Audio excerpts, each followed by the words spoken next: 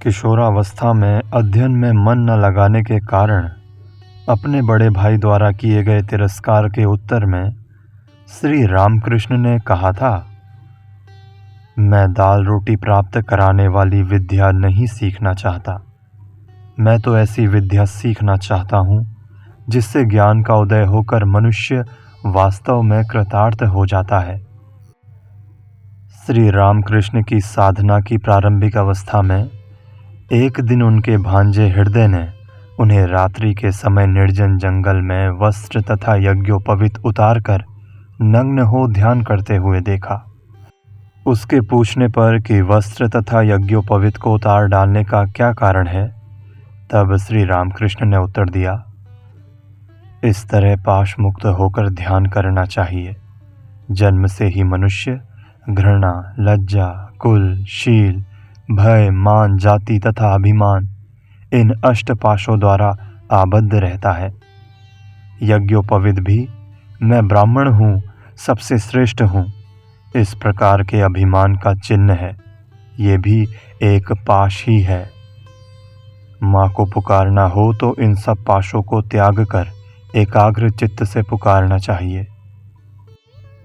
उस समय जगत जननी के दर्शन के लिए श्री रामकृष्ण इतने व्याकुल हो गए थे कि उसके बिना उनका जीवन असहनीय हो उठा था। एक दिन वे इस जीवन का अंत करने ही जा रहे थे कि उसी समय सहसा उन्हें जगत जननी के दर्शन हुए। इस दर्शन का वर्णन करते हुए उन्होंने कहा है, घर द्वार मंदिर सब जाने कहाँ विलुप्त हो गए, मानो कहीं कुछ भी नहीं रहा। एक असीम अनंत चेतन ज्योति समुद्र दिखाई देने लगा। जिधर जहाँ तक देखता उधर ही चारों ओर से उसकी उज्जवल तरंग राशियाँ जोरों से गरजती हुई मुझे ग्रस्त करने के लिए प्रचंड वेग के साथ बड़ी आती दिखाई देती। देखते ही देखते वे मेरे ऊपर आ पड़ी और क्षण भर में उन्होंने मुझे न जाने कहाँ डुबा दिया। मैं हांफता तथा गोते खाता हुआ अचेत होकर गिर पड़ा। इसी प्रसंग का वर्णन करते हुए किसी दूसरे समय उन्होंने कहा था, सहसा माँ का अद्भुत दर्शन पाकर मैं बेसुध होकर गिर पड़ा। उसके बाद क्या हुआ, वो दिन तथा दूसरा दिन किस तरह बीता, मैं कुछ भी नहीं जान पाया। किंतु मेरे हृदय में ऐसा एक घनीभूत आनंद का स्रोत प्रवाहित हो रहा था जिसका मुझे पहले कभी अनुभव नहीं हुआ था। मुझे माँ के प्रकाश की साक्षात उपलब्धि हो रही थी। इस दर्शन के पश्चात श्री जगदम्बा के चिन्मय रूप के सतत अबाधित अविरत दर्शन पाने के निमित्त श्री रामकृष्ण के मन में निरंतर व्याकुल क्रंदन का प्रादुर्भाव हुआ। समय समय पर जब वे ये भाव अत्यधिक तीव्र हो उठता, तब वे यातना से छटपटाते हुए धरती पर लौटकर इस तरह जोरों से रोने लगते कि चारों ओर लोगों की भीड़ लग जाती। अपनी उस समय की मानसिक स्थिति का वर्णन करते हुए श्री रामकृष्ण ने कहा है, चारों ओर लोगों के खड़े रहने पर भी मुझे वे छाया या चित्र में अंकित मूर्ति की भांति अवास्तविक प्रतीत होते थे। इसलिए मेरे मन में तनिक भी लज्जा या संकोच उत्पन्न नहीं होता था। इस प्रकार की असहनीय यातना से कभी कभी मैं बाह्य ज्ञान रहित हो जाता तथा उसके बाद ही मुझे माँ की वर अभयदायिनी चिन्मय मूर्ति के दर्शन होते। मैं देखता कि वो मूर्ति हंस रही है, बातचीत कर रही है तथा तरह तरह से मुझे सांत्वना और शिक्षा दे रही है। स्वयं की उस समय की अवस्था का वर्णन करते हुए श्री रामकृष्ण ने कहा है, शरीर के संस्कार की ओर बिल्कुल ध्यान न रहने के कारण उस समय सिर के केश बढ़कर धूल मिट्टी लगकर अपने आप उनकी जटा बन गई थी।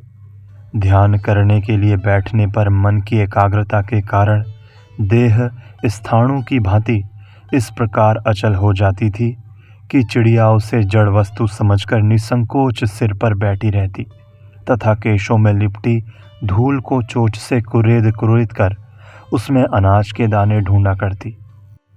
फिर कभी कभी भगवत विरह में अधीर होकर मैं धरती पर मुंह को इस तरह रगड़ने लगता कि मुंह छिलकर जगह जगह खून निकलने लगता।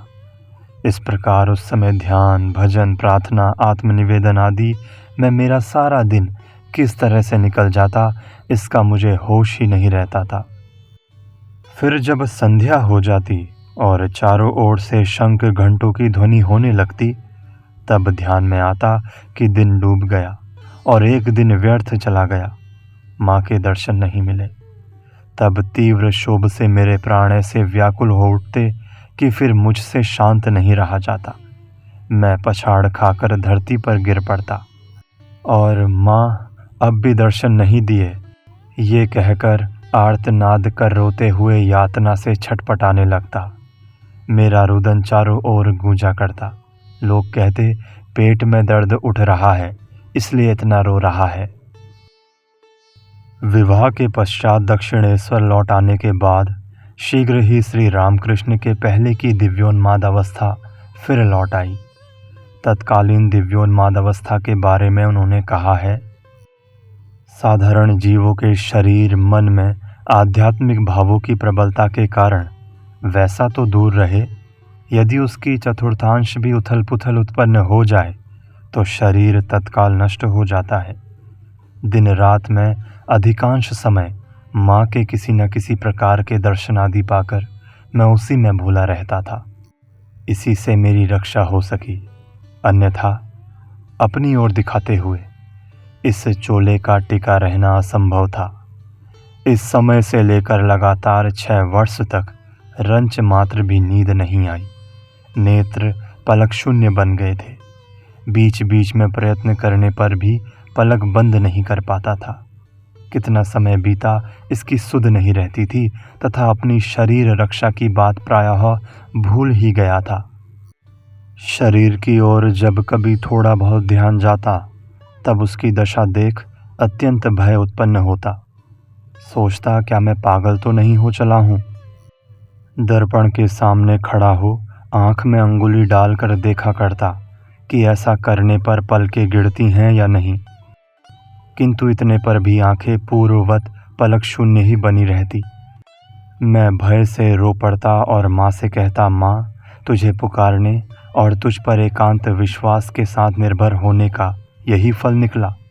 तूने मेरे शरीर में ये भयंकर रोग दे दिया। फिर दूसरे ही क्षण कहता, जो होना है हो, शरीर चाहे तो छूट जाए, परंतु तू मुझे न छोड़ना, मुझे दर्शन दे, मुझ पर कृपा कर। माँ, मैंने तेरे चरण कमलों में एकांत शरण ली है, तेरे बिना मेरी दूसरी कोई भी गति नहीं। इस प्रकार रोते रोते मन फिर अद्भुत उत्साह से पूर्ण हो उठता। तब शरीर अत्यंत तुच्छ हेय प्रतीत होता तथा माँ के दर्शन पाकर और अभयवाणी सुनकर मैं आश्वस्त हो जाता। प्रथम अवस्था में श्री रामकृष्ण का शुद्ध मन ही उनका प्रथम गुरु था। इस विषय में श्री रामकृष्ण ने कहा है, देखने में मेरे ही जैसा एक युवक सन्यासी मेरे भीतर से जब चाहे तब बाहर निकलकर मुझे सब विषय में उपदेश दिया करता था। उसके इस प्रकार बाहर निकलने पर मुझ में कभी तो किंचित बाह्य ज्ञान बना रहता, फिर कभी वो पूर्ण रूप से विलुप्त हो जाता और मैं जड़ की तरह निश्चेष्ट पड़ा रहकर केवल उसी की गतिविधियों को देखता तथा बातों को सुनता रहता।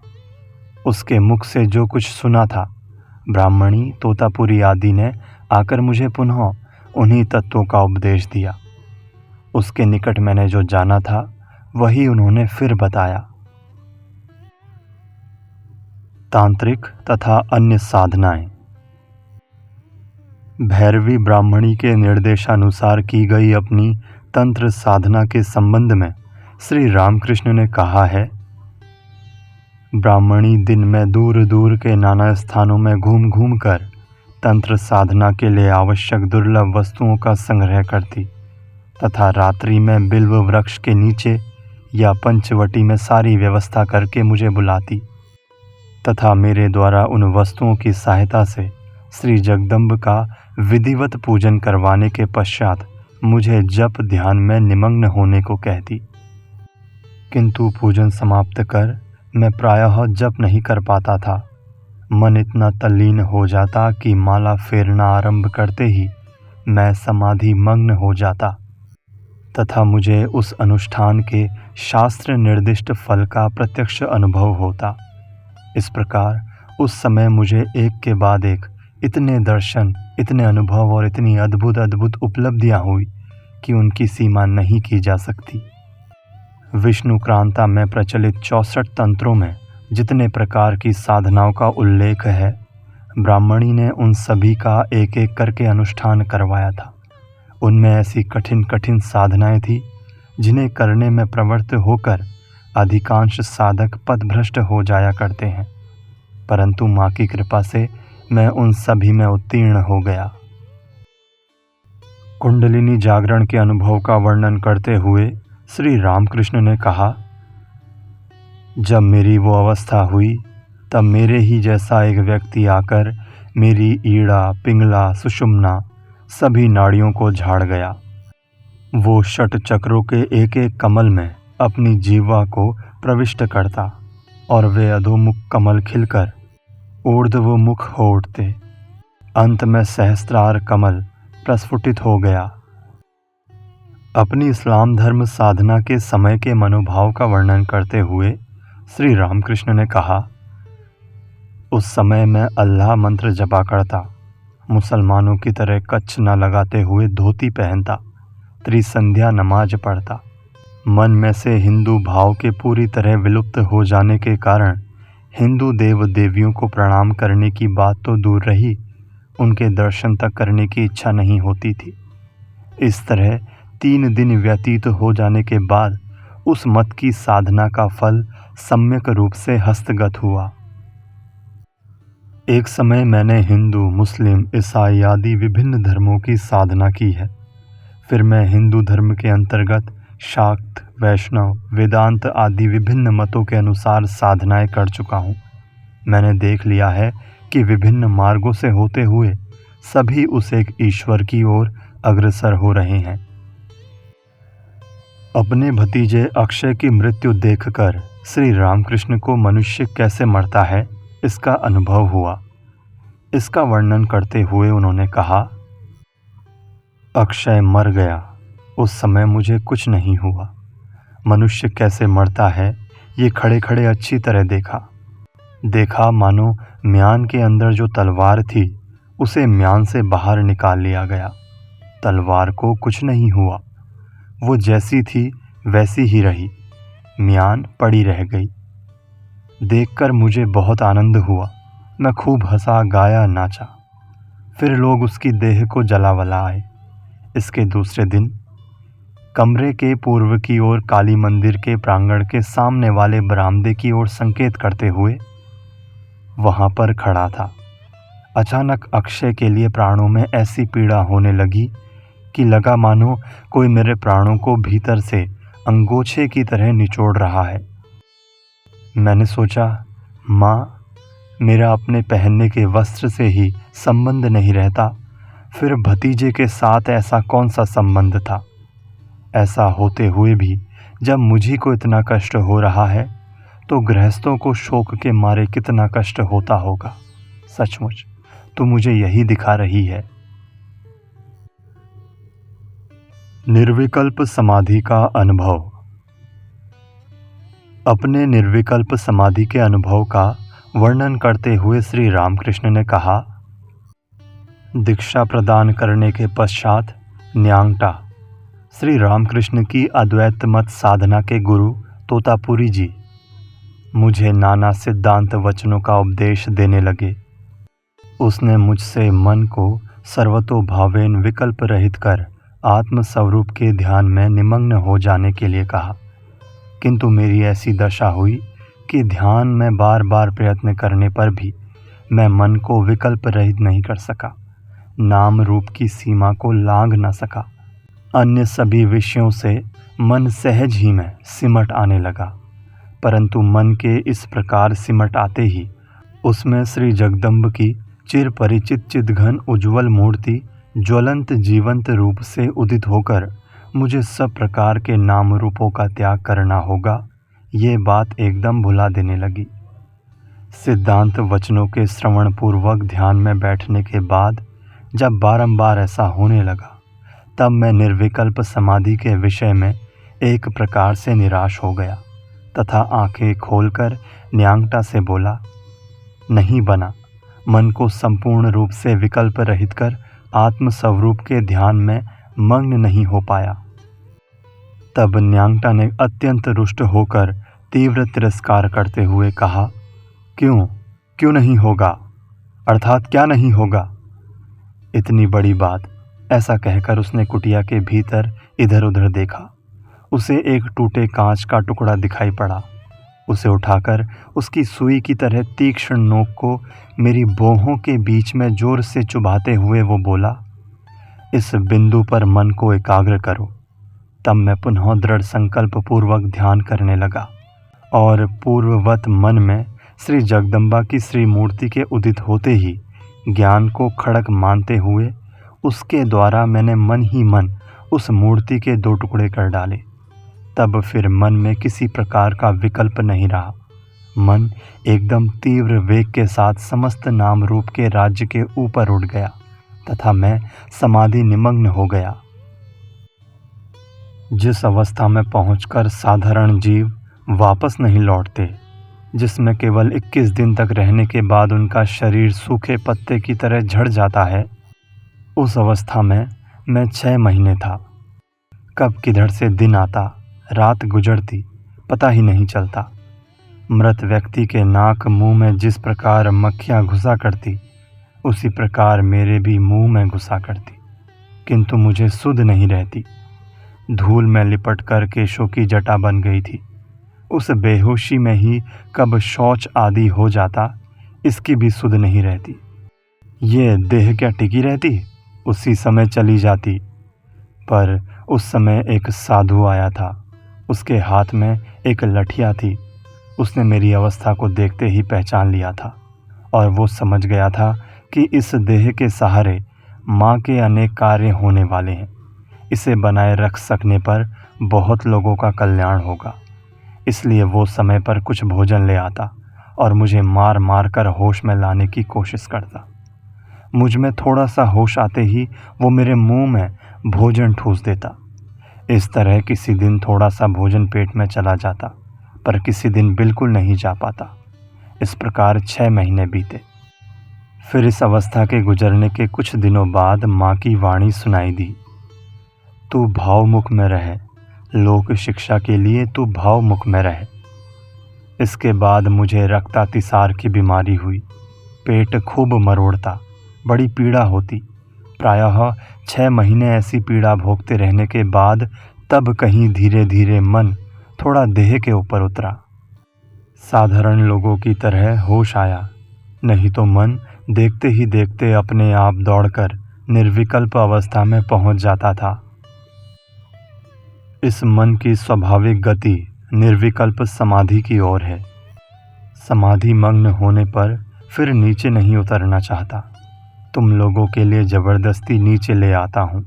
किसी एक इच्छा का सहारा लिए बिना मन को नीचे उतरने के लिए जोर नहीं मिलता। इसलिए मैं तम्बाकू पीऊँगा, पानी पीऊँगा, अमुक वस्तु खाऊँगा, अमुक को देखूँगा, बातचीत करूँगा। इस प्रकार की कोई छोटी मोटी इच्छा मन में उठाकर उसे मुंह में बार बार दोहराता जाता हूँ। तब कहीं मन धीरे धीरे नीचे देह पर उतरता है। फिर कभी कभी तो उतरते उतरते पुनः ऊपर की ओर दौड़ने लगता है। तब फिर उसे इस तरह की कामना के सहारे पकड़कर नीचे उतारना पड़ता है। प्रश्न, महाराज, समाधि अवस्था में आपके भीतर क्या तनिक भी अहम भाव नहीं रहता? श्री रामकृष्ण, प्रायः थोड़ा अहम रहता है। सोने के कण को सोने के टुकड़े पर कितना भी क्यों ना रगड़ो, उसका कुछ अंश बच ही जाता है। मेरा बाह्य ज्ञान चला जाता है, किंतु प्रायः वे ईश्वर मुझ में किंचित अहम रख देते हैं अपने साथ विलास करने के लिए। मैं तुम के रहने पर ही प्रेम का आस्वादन होना संभव है, फिर कभी कभी वे उस मैं को भी मिटा डालते थे। इस अवस्था का नाम है जड़ समाधि, निर्विकल्प समाधि। उस अवस्था में क्या होता है मुंह से बताया नहीं जा सकता। नमक का एक पुतला समुद्र की गहराई पाने गया था। ज्यों ही वो जल में उतरा त्यों ही उसमें घुल गया। अब कौन ऊपर आकर खबर दे कि समुद्र कितना गहरा है।